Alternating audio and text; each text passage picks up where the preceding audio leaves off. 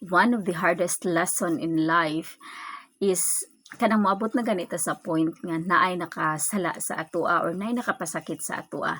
Maghulat ta kung kanus-a sila mangayo og sorry sa atua sa kada adlaw. Maghulat ta kung kanus man siya moduol sa ako uy kay para ma-settle me.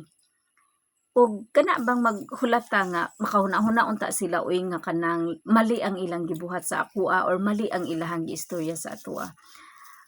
Pero ang pinaka sakit nga part is madunggan na lang nimo nga nagstorya puday sila sa uban, naghimo sila og kaugalingon nilang story nga which is at the end of their story ikaw pa ang sad-an.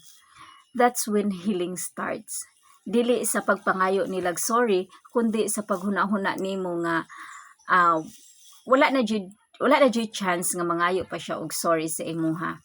Kinahanglanon na ka mo decide sa imuhang kaugalingon nga makabaton ka og kalinaw. Sometimes closure is realizing that you don't need their apology to move on. Maka-move on ta, makapasaylo ta og iampo na lang nato sila sa Ginoo. And when that time comes, ang tinuod nga kalinaw naa sa imuhang hunahuna og sa imong kasing-kasing.